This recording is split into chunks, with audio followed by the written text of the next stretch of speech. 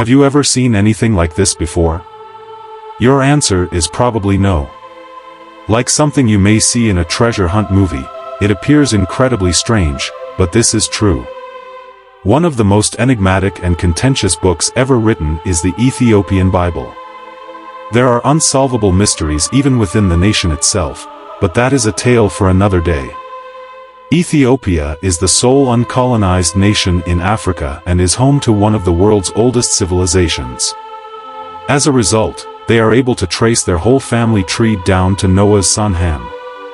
Jews have even been involved in this collaboration. However, the focus of this film is on the nation's assets rather than the nation itself. Even older than the well-known KJV Bible, Ethiopia is home to some of the earliest Bible scrolls ever discovered.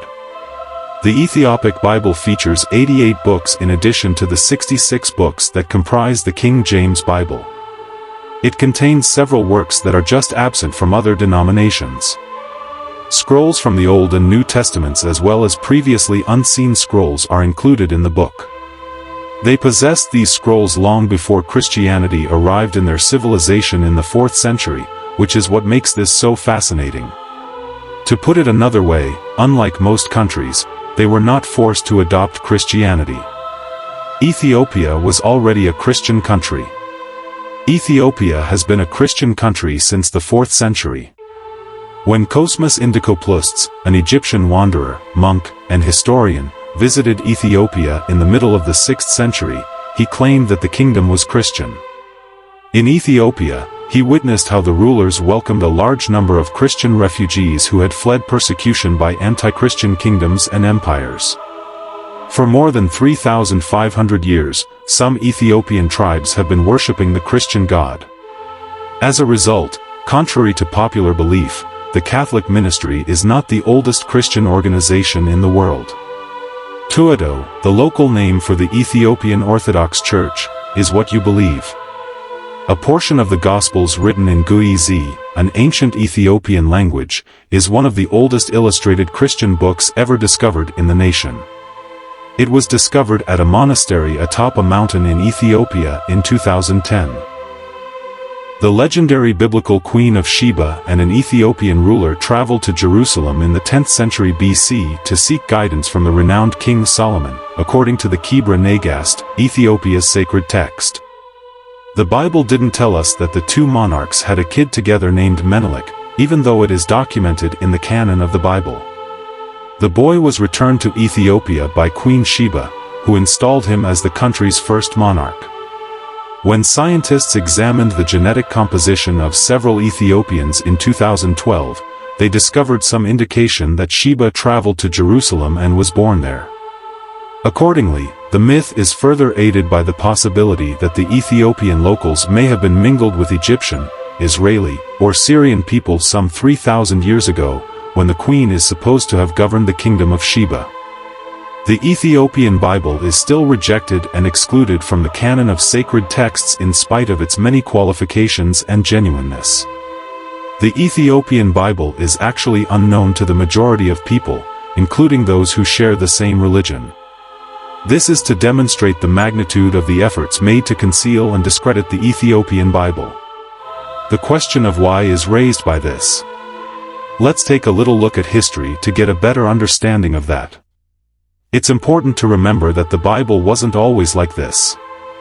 Along with numerous interpretations and opinions of what the Bible was supposed to convey, there were numerous versions of various Bible passages. The Bible was first written in Hebrew and then translated into other languages, as everyone is aware. A man by the name of Saint Jerome translated the first text from Hebrew to Latin. Around the year 400, he was in charge of assembling what is now known as the Vulgate. Furthermore, the Vulgate is still the most widely used Latin translation of the Bible. It consisted of 39 books known as the Old Testament and 27 volumes known as the New Testament. It was known as the Hebrew Bible at the time. You know, there were a lot of books written on Jesus' life and teachings in the 1st century. Many of them, though, were untrue. These resembled fan fiction books on the life of Jesus. The issue was that the general public mistakenly thought the fan fiction novels were real when they were produced and published. Since fake news spreads more quickly than actual news, there was no internet to swiftly fact-check these works. As a result, you can only imagine the harm caused by the large number of counterfeit books that were in circulation. Leaders in the early Christian church started to worry about this. To decide which books would be added to the New Testament, they convened at the Council of Nicaea in 325 AD and the First Council of Constantinople in 381 AD. They determined that if a book was authored by a follower of Jesus or by someone who witnessed him lecture, it was considered scripture. In addition, the book needed to make sense in relation to the rest of the Bible and have been written in the 1st century. What we currently refer to as the Holy Bible has undergone numerous alterations, but perhaps the most significant one occurred under King James I. The king at the time was troubled by the abundance of Bible versions and stories, even after the Vulgate had been in existence for 500 years. The several Bible versions that were widely used in the 1600s caused him concern. In addition to reaffirming his authority, the king desired a Bible that resolved religious disputes. A number of priests also requested that the king amend the translations that were being used, claiming that some of them were incorrect. The monarch had 47 specialists examine all of the existing Bible translations in order to address this urgent problem. They were divided into 6 groups and spent 7 years working independently on various aspects of the project. To avoid displaying any bias, these men had to adhere to stringent regulations. In order to create a scientific Bible that adhered to the original languages, they also employed a variety of technologies. The priest and the king gave thanks to God for directing them to the same conclusion when they examined the experts' work and noticed that, despite their distance from one another, they shared similarities. The King James Bible, which was released in 1611, is now among the most widely available Bible editions due to printing advances. Therefore, while the Ethiopian Bible still has all of the scripture, the King James Bible and St. Jerome's original Vulgate translation ensured that several books were left out of the Bible that most Christians currently own. After briefly reviewing the history of the Bible, we may now address the main query of why the Ethiopian Bible was disapproved of. Although there are many different reasons why the Ethiopian Bible is not accepted, the main one is because it contains extra books called pseudoepigraphs. Falsely attributed works, texts whose purported creator is not the genuine author, or works whose true author attributes them to a historical figure, such as fan fiction, are known as pseudoepigrapha. The majority of other Christian traditions do not accept pseudoepigrapha as canonical. Scribes and theologians of the era were already aware that the texts that were eliminated or rejected were not inspired by God. I can see why these texts were removed. Many authors, both before and after Jesus, penned them with malice in mind. For instance, if someone published a book today claiming that Kobe Bryant isn't a terrific athlete, it would be a huge failure and the author would face a lot of criticism since we know that's untrue. However, if that book is set 500 years in the future, people in that era might begin to believe that Kobe Bryant is truly awful.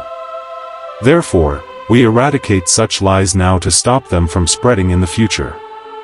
Even the Ethiopian Bible has 2 canons, the narrow canon and the broader canon. Let me explain what a canon is before we get started. A commonly recognized law, regulation, principle, or standard by which something is evaluated is called a canon. In light of this, a phone is supposed to have a single screen, a single nation, a single president, this channel, and more subscribers. There are 81 books in the larger and more well-known canon. Enoch, the Jubilees, the 3 books of Maccabees, the Epistle to Clement, the 4 books of Synodos, and much more are included in this widely read edition. This is the one that is quite well known and the subject of the most of the video. Emperor Haile Selassie, however, was in charge of the restricted canon. He produced the condensed form of the Ethiopian Bible and declared it to be the final and official edition in public. Unfortunately, I am unable to reveal the cause of this because doing so could lead to miscommunication and a heated argument in the comments section. However, I will advise you to study him online and discover the truth for yourself. Certain scriptures that are present in the broader version are absent from the narrow canon version. There are only 72 books in it. Although the broader canon contains all of the narrow canon's contents and more, it hasn't been reprinted since the early 1900s. As you can see, there have already been controversies around it, and the fact that there are two versions may perhaps have contributed to its rejection. One excellent approach to observe how the Bible has evolved throughout time is to look at the Ethiopian canon. The Bible is not a single book, unlike what many people think. It's more like a compilation of writings and life events from many years ago. And that's sort of where the issue is. For a long time, several religious groups, including the recognized or confirmed ones, have excluded or included various texts or copies for various theological and/or personal reasons. The Bible as we know it now, for instance, was primarily composed in the 4th and 5th centuries AD. Christianity in Ethiopia had already started to diverge from Christianity in Europe and the Mediterranean region by that point. Additionally, the gap continues to widen. There are many parallels between the Ethiopian Bible and the Bibles of the Catholic and Orthodox churches. It does, however, contain a few additional Old Testament books. These were most likely composed in the final centuries BC, which is late in the Old Testament books' chronological period but before the start of the New Testament. After the rest of the New Testament was written, other books were added to the end. The history and organization of the Ethiopian Church are particularly covered in these publications. The language in which the Ethiopian Bible is written may also be a factor in its rejection. Because it was written in Guizi, the Ethiopian Bible was hard for non-speakers to access. Furthermore, the Ethiopian Bible's relative obscurity outside of Ethiopia has been exacerbated by its distinctive traditions and dearth of translations. The third, and more contentious, explanation has to do with politics. In the early days of Christianity, the Roman emperor was more concerned with political power than with spiritual development. Therefore, they excluded any scrolls that didn't match their favorite narrative. The Roman bishop actually ordered the priests to destroy the scrolls that did not contain the Bible. However, the priests were astute and concealed many of them in vats discovered in the 1940s close to the Dead Sea, which would account for the discrepancies between the two Bibles. One version of the Bible tends to be comprehensive, quote-unquote, whereas the other version contains what man thought was acceptable. However, in recent years, there has been a greater interest in the Ethiopian Bible as people look for its unique qualities and the truths it contains. The Ethiopian churches have also translated it into other languages and conducted scholarly research on it in an effort to make it simpler for more people to read. Personally, I find it incredible that this Bible has endured this long, especially after the country was besieged by Italy and Muslims and the church of the monastery where the Bible was located was destroyed by fire in the 1930s. The mystery of this book is increased by the fact that it survived everything.